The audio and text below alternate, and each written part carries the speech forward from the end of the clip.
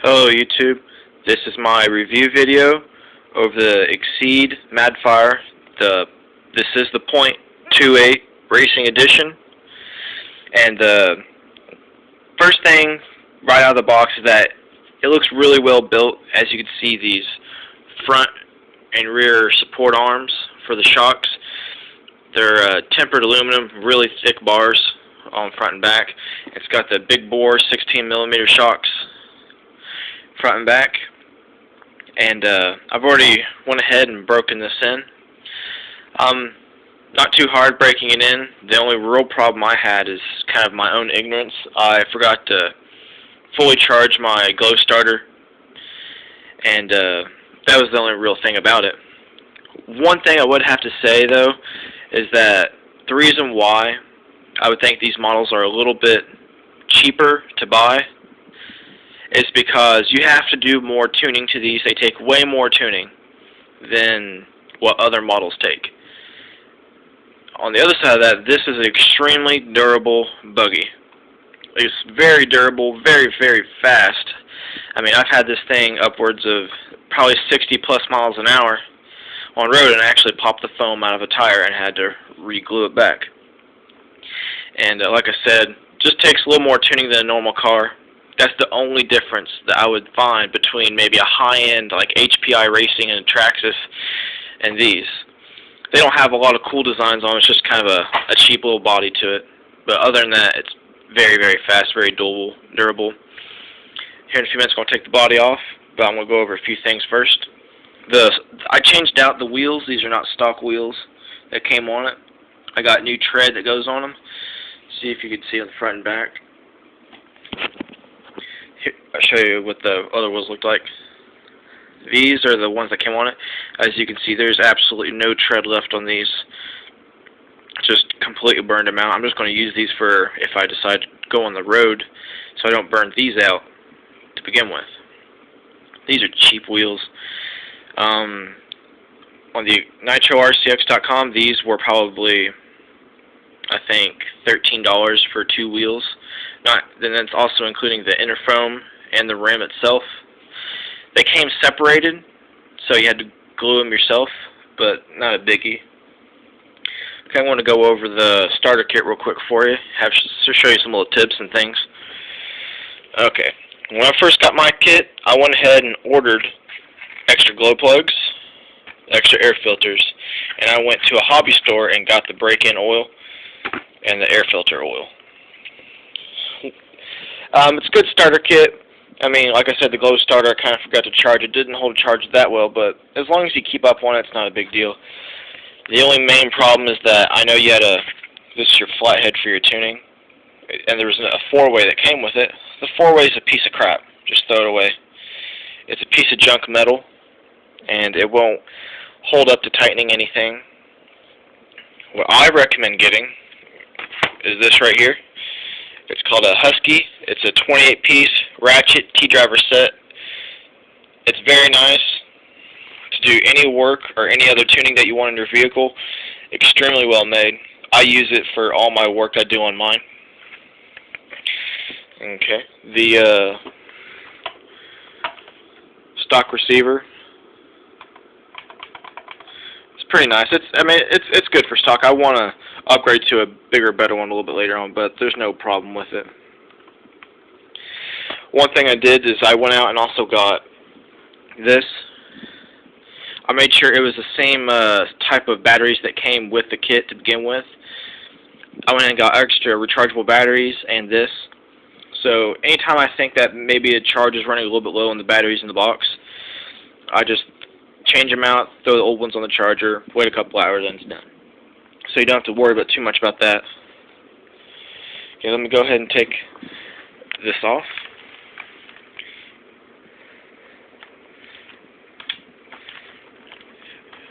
One major thing is that, I went ahead and went to a hardware store and got extra holder pins for it, because when you find out that whenever you're tuning this engine, you lay these things on the ground and you forget about them. So I went ahead and got like 15 more of these things. They're like 5 cents a piece. Not a big deal. Whoa.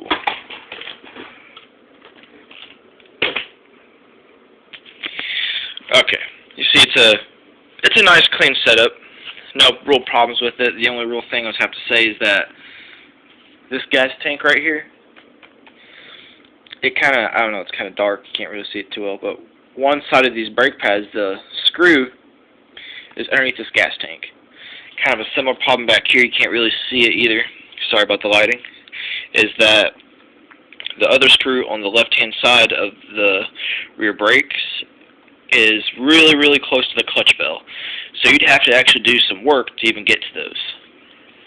I've had it for about a month now. I've ran it pretty hard, and I've been on the brake extremely hard, and it doesn't seem that you would need to do any adjustment or anything that has to do with the brakes. There's the engine, full start, muffler, gas tank, air filter. That thing does get really, really dirty. So the nice thing to do is just take this off, and while you're cleaning the air filter or putting a new one on, put some after-run oil in the carb and the engine, and throttle, brake servo, and steering servo. I'm actually here in a couple weeks. I want to change this steering servo out to a Spectrum, high torque, all metal gear steering servo, just so I can get a lot better performance out of the front end. That would be my only problem with it, that if you're running it pretty fast to the grass and you want to take a sharp corner real quick when you're coming hard on braking, it kind of wants to not take it as fast just because it's not a very strong servo, and the speed of the car wants to keep it kind of going a little bit straighter line. Other thing is that if you hit a bump too hard, batteries pop loose, and that could send it having a wide open throttle for its last signal it received and speeding away from you out of your signal. So just wrap your batteries up with tape, or put a little piece of foam in there or something. Not a big deal. As I read or saw a video from the Squirrels review, you do have to go and get parts from the nitrorcx.com or Exceed RC.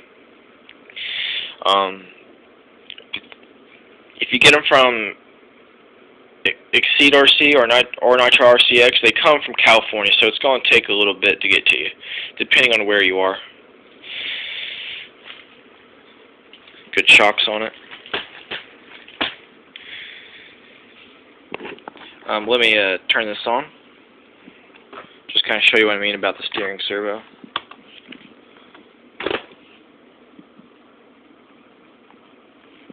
Whoa.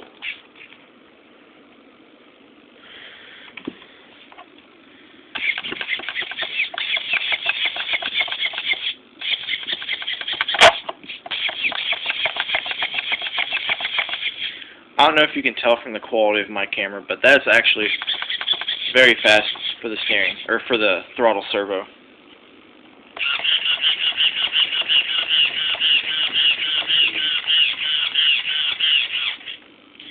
I mean, it does okay. Like I said, if you're going kind of fast through grass or anything else, you want to take a hard corner under braking, it kind of wants to stay in a little bit straighter formation than what you're trying to put it as, just because it's not as strong.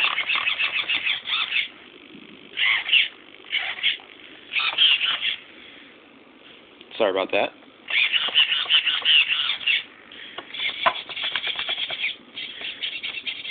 I just say, right out of the box, I mean, the braking, how they had it set up was extremely tight. I mean, this thing could stop from full throttle in just maybe about a foot. I mean, it was ridiculous how quick this thing wanted to stop. Even with the stock tires on it, it stopped pretty quickly.